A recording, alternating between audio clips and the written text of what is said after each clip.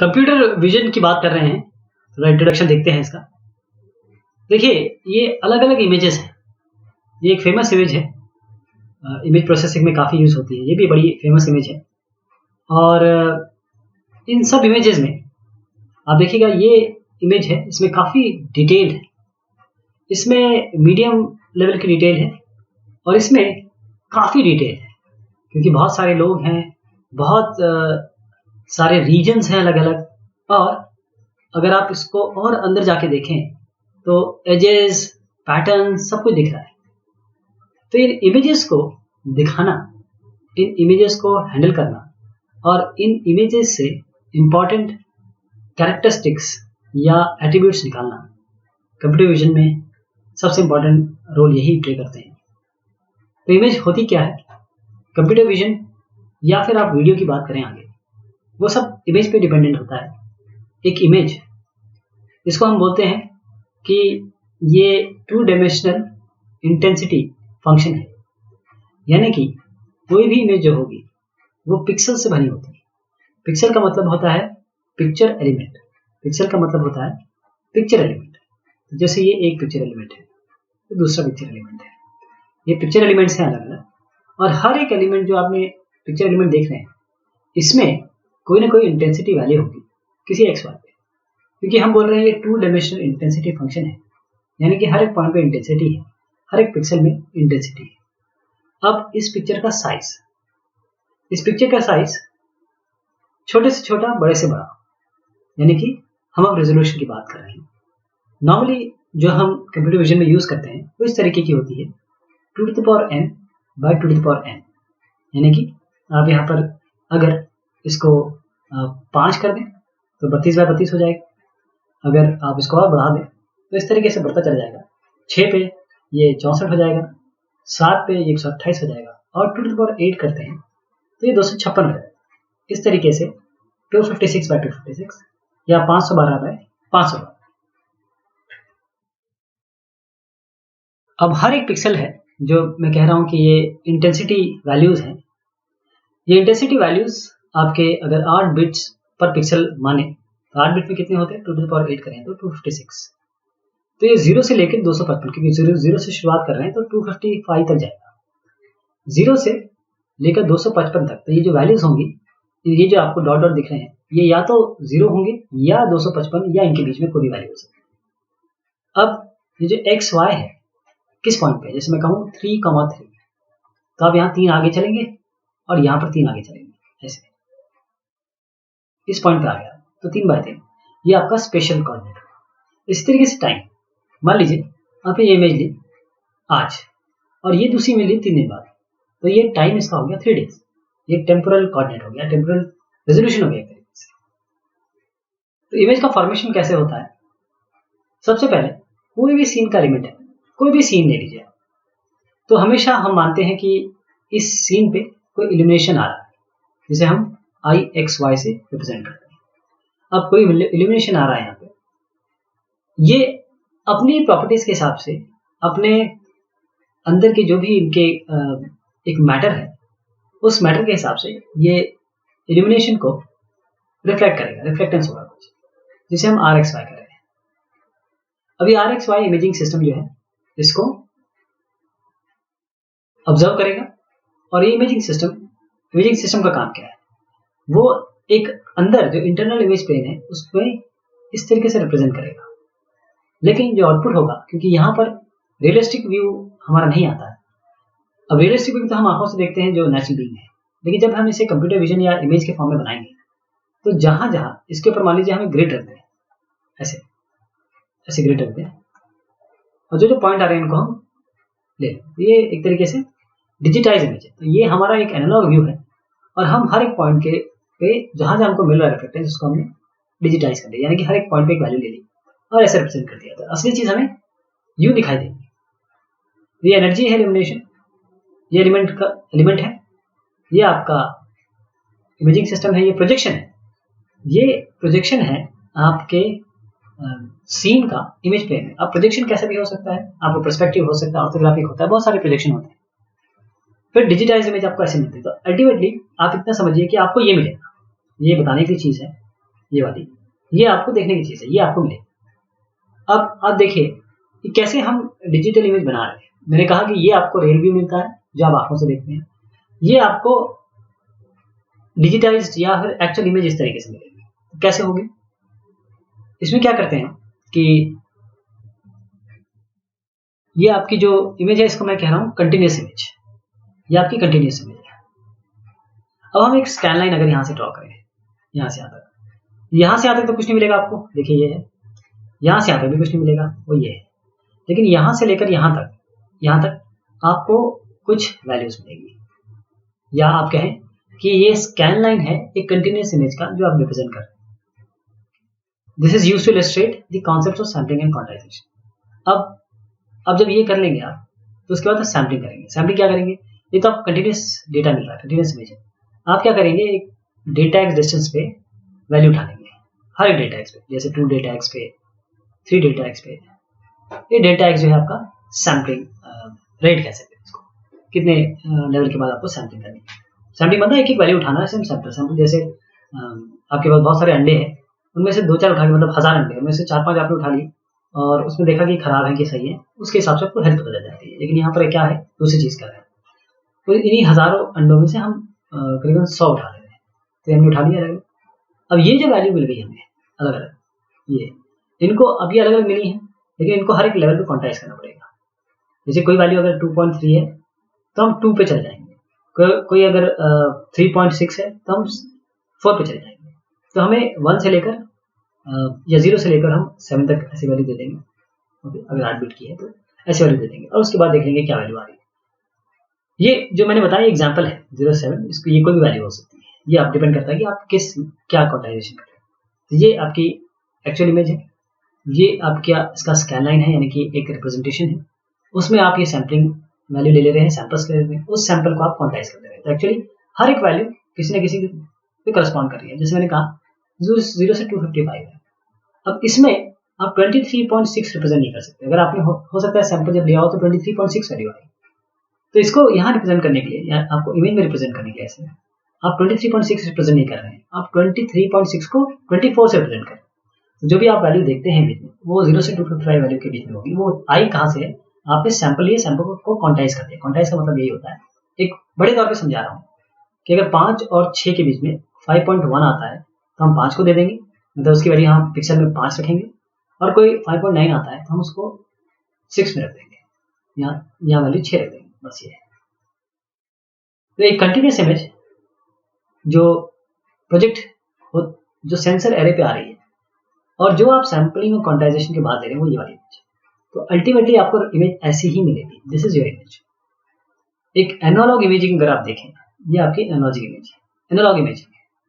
और analogue image को अगर आप देखें तो ये कंटिन्यूस सिग्नल है, ये एनालॉग साइन वेव हमेशा कुछ इस तरीके से आपका, क्योंकि एनालॉग में आपका एक वेव फॉर्म में चलता है, और इस एनालॉग जो सिग्नल है उसका हमने क्या किया, यहाँ पर सैंपल ले लिया अलग अलग, और इस सैंपल को हमने यहाँ पर वैल्यू दे दी, इंटीजर इक्विवेलेंट बना दिया, यानी क्वांटाइजेशन कर दिया इसका, और उसी का नीचे हमने बाइनरी इक्विवेलेंट कर दिया।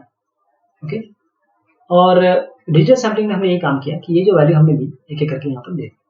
तो ये डिजिटल सैम्पलिंग का मतलब ये है कि हमारे पास ये जो वैल्यूज हैं इनको हमने रिप्रेजेंट कर दिया पिक्सल से, तो ये पिक्सल क्वांटाइजेशन। एक इमेज कोऑर्डिनेट की बात करें तो किस तरीके से एक हमारा कन्वेंशन क्या है, ट्रेडिशनल तौर पे हम क्या करते हैं, वो ये है कि ये ओरिजिन हम इमेज का 00 अपर लेफ्ट लेते हैं, ये हमारा वाई डायरेक्शन है, ये हमारा एक्स डायरेक्शन, एक्स ये वाई डायरेक्शन। यहाँ से शुरुआत करेंगे, 00 इसको बोलेंगे। अगर मैं आपसे कहूँ 2,1 निकालिए, तो आप 2 ये लेंगे और ये 1, ये वाले की बात करेंगे आप। इस तरीके से इमेज कोऑर्डिनेट बनते हैं। एक पिक्सल ये होता है, fxy जो आपका फंक्शन है, इंटेंसिटी फंक्शन है, हर एक पॉइंट पे एक वैल्यू मिलेगी आपको।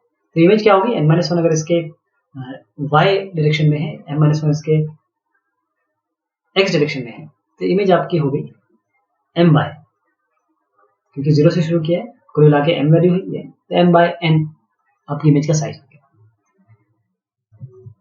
तो जो m/n मैट्रिक्स है, इसको क्यों ना fxy को रिप्रेजेंट किया जाए मैट्रिक्स के फॉर्म में, f00 यानी यहाँ पर क्या वैल्यू है, f01 क्या वैल्यू है, इस तरीके से हर जगह एक वैल्यू आ जाएगी। तो f00 पे हम कह रहे हैं कि a00 वैल्यू, f01 पे हमारी a01, इस तरीके से हर एक पॉइंट पे एक वैल्यू आएगी। तो जो ए आई जे है, यानी कि किसी भी एक पॉइंट पे आई जे, आप मैट्रिक्स के बारे में अगर आपको इल्म हो तो ए आई जे हर एक point x equal to y equal to जी पे आपकी ए आई जे हर एक पे वैल्यू, से हम पिक्सल वैल्यू कह रहे हैं, इंटेंसिटी वैल्यू कह रहे हैं, ब्राइटनेस वैल्यू कह रहे हैं, यहाँ पर एलिवेशन वैल्यू हो सकती है, यहाँ पर जो भी वैल्यू आप यहाँ पर देना चाहें, जिस जो इमेज रिप्रेजेंट करेंगे। अब स्पेशल रेजोल्यूशन की बात करें, स्पेशल रेजोल्यूशन क्या होता है? स्पेशल रेजोल्यूशन का मतलब ये होता है कि एक इंस्टेंट फील्ड ऑफ व्यू में इस इंस्टेंट फील्ड ऑफ व्यू का साइज क्या है। यानी कि अगर सेंसर की बात करें तो सेंसर की वो एबिलिटी जो मिनिमम डिस्टेंस, वो डिसर्नेबल डिस्टेंस क्या है, मिनिमम डिसर्नेबल डिस्टेंस। तो अगर ये सेंसर की बात हुई और ये IFOV की बात हुई, लेकिन अब हम नॉर्मल सेंस में अगर बात करें तो अगर हम कह रहे हैं कि हमारी 1024 बाय 1024 इमेज है, तो ये 8 बिट इमेज आपका, हम इनको और डाउन सैंपल कर सकते हैं, इसको हम 512 बाय 512 कर सकते हैं। तो स्पेशल रेजोल्यूशन यहाँ कम हो गया, और कम कर सकते हैं, और कम कर सकते हैं, यहाँ तक जा सकते हैं। अल्टीमेटली हम कहाँ तक चले गए, हम ग्रे लेवल इसको 256 ही रख रहे हैं, मतलब ग्रे लेवल 256 ही रहेगा, 0 से लेकर 255 की वैल्यू में। लेकिन हम इसको, मैं ये नहीं कह रहा हूँ कि हम इसको जूम डाउन या जूम अप कर दें, मैं ये कह रहा हूँ कि हम इसका स्पेशल रेजोल्यूशन, स्पेशल मतलब होता है स्पेस यानी एक्स वाई, यानी कि डिस्टेंस, या फिर जो भी मीट्रिक होगी जो आपके लोकेशन, स्पेशल मतलब होता है लोकेशन। अब ये एक्स वाई यहाँ मान लीजिए ऐसा था, अब अगले में हो सकता है कि इतना छोटा हो जाए, तो आपने क्या किया, यहाँ से लेकर इसको इतना डाउन साइज कर दिया, अगले में इतना हो जाए, तो इसे स्पेशल रेजोल्यूशन कहते हैं। अब एक इमेज को आप देखिए, अब 8 इमेज को हम रीसैंपल कर रहे हैं, यानी 1024 बाय 1024 ये 8 इमेज है, 8 बिट इमेज है, हम इसको 512 बाय 512 में कर रहे हैं। ओके, अब रो और कॉलम, अब 124 बाय 124 को 1024 बाय 1024 को 512 बाय 512 में कैसे करेंगे? आप क्या कर सकते हैं, आप जो हर सेकंड रो उसको स्किप कर दें, हर सेकंड कॉलम को स्किप कर दें, तो आपको बन जाएगा। इसी तरीके से स्किप करते करते आप यहाँ तक आ सकते हैं। तो यहाँ पर आप फाइनली आ गए जब आपने रीसैंपल किया, यहाँ पर आप रीसैंपलिंग करें। एक ग्रे लेवल रेजोल्यूशन की बात करें, देखिए एक ग्रे लेवल किस तरीके से कम होता है। नहीं, आप कह रहे हैं कि मैं यहाँ पर एक पिक्सल की वैल्यू 0 से लेकर 255 तक वैरी करेंगे। अब मैं कहता हूँ कि अब इस पॉइंट पे, इस इमेज में वैल्यू केवल 0 से 8 तक वेरी करेगी। यहाँ पर इसका मतलब यहाँ पर 226 वैल्यू अलाउड है, यहाँ पर 226 नहीं अलाउड है, यहाँ पर क्या 0 से 8 तक वैल्यू है, यानी कि 7 हो सकता है, 6 हो सकता है, 5 हो सकता है। और इस लेवल पे आ गया, इस लेवल पे, तो आप कहेंगे केवल 0 और 1 लेवल है, केवल 2 लेवल है, इसलिए आपको ये ब्लैक एंड व्हाइट दिख रही है। ये ग्रे शेड्स है, ग्रे शेड्स यानी कि 0 से लेकर 255, 0 से लेकर 8, 0 से लेकर आपको 15, 0 से लेकर यहाँ पर 127, ये 0 से 7 है। तो अलग अलग ग्रे लेवल से कैसी इमेज आपको दिखेगी आप देख पा रहे हैं। तो एक बिट डेप्थ जो मैंने आपको अलग अलग बिट बताया, और जो ग्रे लेवल है उसे कैसे करेंगे। जैसे 2 बिट है, 2 बिट का मतलब यह है कि 2 to the power 2 यानी कि 4, 0 से लेकर 3 तक वैल्यू हो सकती है। इसमें जो ग्रे वैल्यूज आएंगी, जो आप ऐसे इमेज बनाएंगे, तो उसमें या तो 0 हो सकता है, या 1 हो सकता है, 2 हो सकता है, 3 हो सकता है, जो पिक्सल वैल्यूज होंगे। 4 बिट पाएंगे, 2 to the power 4 करिए, कितना मिलेगा 16, 0 से 15, इस तरीके से वेरी होगा। और हम अल्टीमेटली 10 बिट तक अगर जाएं, बहुत सारे, जैसे अगर आइकनॉस इमेज देखें तो 11 बिट उसमें है, जिसका रेजोल्यूशन है आपका रेडियोमेट्रिक रेजोल्यूशन, जो कि 11 है, 2 की पावर 11 आपका कितना जाता है, 2048, देखिए वहां तक चला जाता है। तो फंक्शनल फॉर्म अगर आप देखें तो fxy एक 2D स्टिल इमेज है, और यहीं पर xy t कर दीजिए, यानी कि xy z, तो ये वीडियो सीक्वेंस हो जाएगा। यहाँ पर आप 3D ऑब्जेक्ट देख सकते हैं। देखिए अगर xy t यानी xy के साथ टाइम दे दीजिए एक इमेज, और इसको हम फ्रेम कहते हैं। चलिए हर एक फ्रेम कुछ कुछ समय में आ रहा है, तो उसे हम वीडियो सीक्वेंस कहेंगे। तो fxy t is representing xy with t, तो वीडियो सीक्वेंस हो गया। xyz मतलब हर पॉइंट जो है आपने आप 3D में रिप्रेजेंट कर दिया, यानी इसकी z डेप्थ भी बता दी, 3D ऑब्जेक्ट हो गया। और अगर आप x y z और t दे देंगे तो एक मूविंग 3D ऑब्जेक्ट हो जाएगा। ब्राइटनेस या कलर एक ऑब्जेक्ट का, जिसे हम ब्राइटनेस को ल्यूमिनेंस भी कह रहे हैं, जैसे टीवी कैमरा है, स्कैनर है। और अगर एब्जॉर्प्शन कैरेक्टरिस्टिक देखें किसी ऑब्जेक्ट की, जैसे बॉडीज है, एक्सरे में आपकी बॉडी है, यहाँ पर एक्सरे आती है, तो कई एक्सरे जो है एब्जॉर्ब हो जाती है, कहीं और रुक जाती है, जैसे एक्सरे इमेजिंग देखते हैं, ऐसे अल्ट्रासोनिक इमेजिंग देते हैं, सीटी स्कैन देखते हैं। ऐसी डिस्टेंस जो ऑब्जेक्ट में है, ऑब्जेक्ट के बीच में है, और मेजरिंग इंस्ट्रूमेंट क्या है, तो उसके लिए sonar imaging, radar imaging, range camera. Temperature की बात करें, टेम्परेचर के लिए अगर आप टेम्परेचर सेंस करते हैं तो IR कैमरा, इंफ्रारेड कैमरा कोई इमेज नहीं लेता है, ये टेम्परेचर सेंस करता है, और टेम्परेचर फिर ऑप्टिकल इमेजिंग में चाहिए। ये जिसमें लगाया बड़ी फेमस इमेज है, ये बबून की फेमस इमेज है, क्योंकि इसमें बहुत सारे एजेस हैं, बहुत सारे कर्व्स हैं, बहुत सारी चीजें वेरिएट हो रही, हर चीज इस इमेज में आपको मिलेगी, चाहे पैटर्न देखें, चाहे ग्रे शेड्स देखें, चाहे आप ऑब्जेक्ट्स देखें, हर चीज मिलेगी। इसमें भी देखिए अलग अलग वेरी हो रही है, ये कर्व है, एजेस भी मिलेंगी आपको, इसमें फीचर्स भी मिलेंगे। ये एक बोर्ड की इमेज है, ये भी बड़ी फेमस इमेज है। पहला photograph, first photograph, it was due to nights. तो पहला रिकॉर्ड इसका जो है 1822 का है। ये बेसिक एक पिन होल कैमरा, इस तरह का कैमरा हुआ करता था, यहाँ से आदमी देखता था और यहाँ पर एक छोटा सा होल होता था। और first successful commercial photograph Eastman के द्वारा, जिसे आप देखते हैं ईस्टमैन कलर। जो डिजिटल पिक्चर थी, पहली डिजिटल पिक्चर, ये एक डिजिटल पिक्चर है जो 1922 में, from a team punched after the signal had crossed the Atlantic twice. देखिए आप एक जगह से दूसरी जगह आप भेज रहे हैं, और फिर ये इमेज आपको एक शायद न्यूज़पेपर से की कंपनी ने किया था। ये एक डिजिटल इमेज है जो was produced in 1921। वो ये भी कोडेड टेप है, एक टेलीग्राफ प्रिंटर के थ्रू। और ये देखिए मैकफार्लान की किस तरीके की इमेज है, तो शुरुआत की इमेजेस थी। ये अनरीटच्ड केबल पिक्चर है जो जनरल पर्शिंग और फॉक, ये ट्रांसमिटेड हुई थी 1929 में लंदन से न्यूयॉर्क। इसमें 15 टोन इक्विपमेंट यूज हुआ। फिर डिजिटल इमेज प्रोसेसिंग की बात कर लें तो 1960 में ये पहली पिक्चर है मून की, यूएस स्पेसक्राफ्ट रेंजर 7 द्वारा, जुलाई 31, 1964, 17 मिनट पहले, जब before impacting the lunar surface. ये देखिए कैसी इमेज थी। तो digital image processing, computer vision का हर जगह रोल है, चाहे वह मेडिकल इमेज की बात करें, रिमोट सेंसिंग की बात करें, कंप्यूटर विजन की बात करें। अब हमारे रिसेंट एप्लीकेशन देखिए, आप यहाँ से बता सकते हैं कि किसी इंसान के किस पोर्शन में केवल इमेजिंग से क्या दिक्कत हो सकती है, फिर उसको और एनालाइज कर सकते हैं। अब जो ये इमेजिंग होती है, या हम जो पिनहोल कैमरा ले रहे हैं, जो हम IR सेंसर ले रहे हैं, जो भी अलग अलग हमारी इमेजिंग डिवाइस है, चाहे रडार ले रहे हैं, ये इलेक्ट्रोमैग्नेटिक स्पेक्ट्रम में अलग अलग जगह काम करते हैं। जैसे ये विजिबल स्पेक्ट्रम हमारा है 0.4 से लेकर 0.7 माइक्रोमीटर तक। तो देखिए 0.4 से 0.7 तक हम जा रहे हैं, यहाँ से 0.4 वायलेट है और 0.7 रेड है।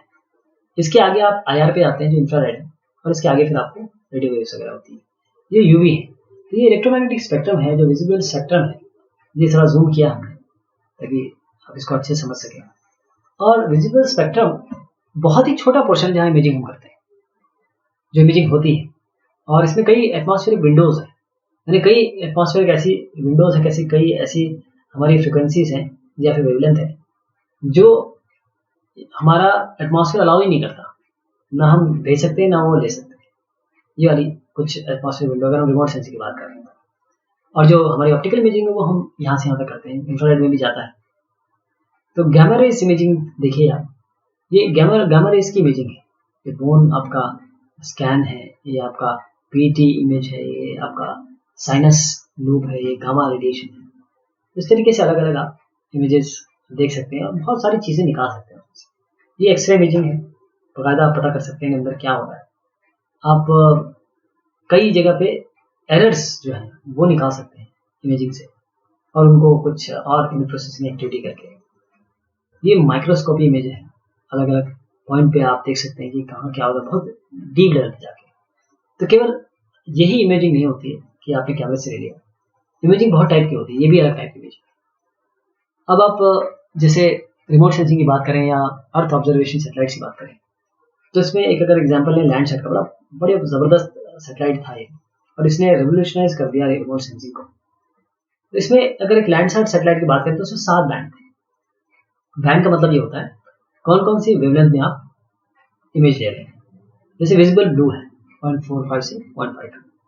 अब ये अलग अलग बैंड्स में आप केवल विजिबल में ही नहीं, आप NIR, MIR, थर्मल इंफ्रारेड और मिडिल इंफ्रारेड यहाँ तक जा रहे हैं। वेरिएशन देखिएगा, विजिबल तो आप 0.45 से लेकर 0.69 तक है, NIR आप 0.76 से 0.90, MIR 0.9 के बाद आप सीधा 1.55 से 1.75, और फिर उसका थर्मल 10 से 12, और मिडिल इंफ्रारेड आपका 2 से 2.5, ऐसे फार इंफ्रारेड भी होता है। तो अब देखिएगा कि इसमें हर एक पॉइंट पे क्या क्या चीजें मिलती हैं। जैसे अगर आप ये इस बैंड को ले लें तो आपको इसकी कैरेक्टरिस्टिक्स मिलेगी कि यहाँ पर मैक्सिमम वाटर पेनिट्रेशन होता है। तो अगर आप वाटर से रिलेटेड चीज देखना चाहते हैं तो आप विजिबल ब्लू में जाएंगे। आपको अगर मिनरल मैपिंग में इंटरेस्ट है तो आप MIR बैंड लेंगे, उस पर काम करेंगे। अब अगर आप बायोमास या शोरलाइन मैपिंग में है तो आप NIR ले लेंगे। तो ये तरीके हैं। एक लैंडसाइड इमेज अभी आपने दिखा, उसका कोई एक अगर एरिया ले लें, जैसे वाशिंगटन DC का है, इसमें अलग अलग अलग बैंड है, हर बैंड की अलग अलग इमेजिंग है। और जब आप देखें इस सबकी कैरेक्टरिस्टिक अलग अलग है, सब अपनी अपनी अलग अलग कैरेक्टरिस्टिक दिखा रहे हैं, इसीलिए हर एक बैंड यूजफुल है। मल्टीस्पेक्ट्रल इमेज की बात करें, मल्टीस्पेक्ट्रल इमेज का मतलब ये है कि आप कई स्पेक्ट्रम में इमेजिंग करें। जैसे अभी हम लैंडसेट के देखें, अब उसको कंबाइन करके आप कलर दिखा सकते हैं, FCC दिखा सकते हैं, आप अलग अलग कलर कोडिंग स्कीम लगा के ट्रू कलर दिखा सकते हैं। एक विजिबल बैंड की इमेजिंग में देखिए ये बॉटल है। अब अगर आप ये मैन्युफैक्चरिंग में देख रहे हैं तो इमेजिंग से पता लगा सकते हैं ये बॉटल हमें हटानी, ये कैप्सूल्स भर रहे हैं, कौन से कैप्सूल खाली रह गए ये हम बता सकते हैं। या किसी एकदम माइन्यूट लेवल पे आप पैटर्न बता सकते हैं कि नहीं साहब यहाँ पर ना इस ग्लास में ये एयर आ गई। ऐसी बहुत सारी चीजें हैं। अभी आपके पास देखिए फिंगर प्रिंटिंग है, ये आपका एक मान लीजिए ये रिजल्ट आया, आपने फोटो ली। अब इसको हम प्रॉपर कैसे दिखाएंगे, यानी कि आपने किसी कैमरा से देखी, अब आप चाहते हैं कि मैं पैटर्न रिकॉग्नाइज करूं, यानी कि मैं चाहता हूं कि किसी तरीके से ऑटोमेटिक आइडेंटिफिकेशन करूं, नंबर प्लेट करूं, तो ये भी पॉसिबल है। इंफ्रारेड इमेजिंग की बात करें तो देखिए रात के समय आप केवल हीट सेंस कर उससे आप बता सकते हैं। खासतौर पर इंडिया में देखें जब दिवाली होती है तो आपको पूरा जगमग दिखता है, पूरा देश जगमग दिखता है, तो वो इंफ्रारेड इमेजिंग से आप क्लियरली बता सकते हैं कहाँ क्या होता है। ये आपकी माइक्रोवेव इमेजिंग है। माइक्रोवेव इमेजिंग पूरी तरीके से आपकी जो माइक्रोवेव्स है वो किस तरीके से टकरा रही है, यानी उसका किस तरीके से बैक स्कैटर होगा, पूरी तरीके से बैक स्कैटर। और ये बैक स्कैटरिंग से आपको पता लग जाता है कि किस तरीके का शेप है, कहाँ पर आपका बैक स्कैटरिंग ज्यादा है, कहाँ कम है। उसको लेके आप डेप्थ तक दिखा सकते हैं। आप ये तो बता सकते हैं कि पानी है या आपका पहाड़ है। और वो ये माइक्रोवेव इमेजिंग की खास बात ये है कि ऑल वेदर है, पेनिट्रेशन है इसका बहुत जबरदस्त। रेडियो बैंड इमेजिंग, अब जैसे मैंने आपको पहले बताया ये हमारा ये है इमेज की, ये नी है, और नी में आप क्लियर बता सकते हैं। स्पाइन है, यहाँ आप क्लियर बता सकते हैं कि कहाँ पर प्रॉब्लम है। Radio band imaging, ultrasound imaging, ultrasound हम सभी ने कराया होगा, तो ये अल्ट्रासाउंड से क्लियर बता देता है कि बच्चे की ग्रोथ कैसी है। इलेक्ट्रॉन माइक्रोस्कोप, इसमें हम क्लियर बता सकते हैं कि कहाँ पर कौन सी दिक्कत हो रही है। इलेक्ट्रॉन माइक्रोस्कोप की इमेज है। ये कंप्यूटर जनरेटेड इमेज है, यानी कि जो इमेज है उसको हम और तरीके से, जैसे ये आपकी फ्रैक्टल इमेजेस है, ये आपका एक 3D कंप्यूटर से हमने जनरेट किए मॉडल, और इस तरीके से अलग अलग इमेज हम बना सकते हैं। तो इमेज प्रोसेसिंग और कंप्यूटर विजन ये आपस में कॉम्प्लीमेंट्री, यानी कि कई चीजें क्या होती है कि एक साथ चलती है। तो कंप्यूटर विजन थोड़ा सा हाई लेवल है, इसमें हम कोशिश करते हैं कि चीजों को रिकॉग्नाइज करें और आर्टिफिशियल इंटेलिजेंस लगाएं, यानी कि हमारी इमेज इसकी इनपुट है और डिसीजन हम इसका जो आउटपुट होता है वो डिसीजन होता है। इमेज एनालिसिस की बात करें तो थोड़ा मिड लेवल है, यानी कि हमारा मेन एम ये रहता है इमेज एनालिसिस में कि हम सेगमेंटेशन और क्लासिफिकेशन करें, यानी अलग अलग इमेज को सेगमेंट या रीजन में बांट दें डिपेंडिंग अपॉन दी कंटिन्यूटी, या कंटिन्यूटी क्या है, डिसकंटिन्यूटी क्या है, और भी तरीके हैं। क्लासिफिकेशन मतलब ये है कि हम अलग अलग पिक्सेल्स को या फिर अलग अलग रीजन्स को या अलग अलग एरिया को क्लासेस में बांटते हैं depending upon their similar properties. तो इमेज इसमें आती है, इनपुट हमारा इमेज होता है, फीचर्स इसमें निकालते हैं, मतलब जो आउटपुट होता है फीचर होता है। इमेज प्रोसेसिंग थोड़ी लो लेवल होती है। इसमें क्या है कि हम फिल्टरिंग करते हैं, यानी high level filter, low pass filter, high pass filter. हम चाहते हैं कि जो ब्लरिंग है वो कम हो जाए, या फिर हम एज को एनहांस करना चाहते हैं, रिस्टोरेशन करना चाहते हैं, कुछ इमेज खराब हो गई है तो इसका मॉडल बनाते हैं कैसे इमेज खराब हुई होगी, उस मॉडल से हम रिक्रिएट करने की कोशिश करते हैं, एज डिटेक्ट करते हैं, कंप्रेस करते हैं, इमेज यहाँ से वहाँ जानी है, क्यों ना कंप्रेस किया जाए। कंप्रेस किससे करते हैं, कंप्रेस का तरीका क्या होता है, क्योंकि एक इमेज जो होती है अपने आंखों में देखिए, हमारी आंखें कई ग्रे शेड्स के लिए कुछ ग्रे शेड शायद 12 या 13 के लिए ज़्यादा ससेप्टेबल है, कलर के लिए ज़्यादा है। तो इमेज आंखें उतनी नहीं देख पाती चीज़ों को जितना डिटेल है, इतनी डिटेल की जरूरत नहीं है, तो उस डिटेल को हम कट शॉर्ट कर सकते हैं। लेकिन इमेज प्रोसेसिंग में एक बात है कि इसकी इनपुट भी इमेज होगी, आउटपुट भी इमेज होगी। इमेज एनालिसिस की इमेज इनपुट होगी, फीचर आउटपुट होगा, कंप्यूटर विजन में इमेज इनपुट होगा, डिसीजन बाहर आएंगे। ये हमने बात की कुछ कंप्यूटर विजन की, और ये हमने इंट्रोड्यूस किया कंप्यूटर विजन को। अगर आप कंप्यूटर विजन जाना चाहते हैं तो उनमें ये सब चीज़ें आती हैं। बहुत शुक्रिया बात करना है आप सभी।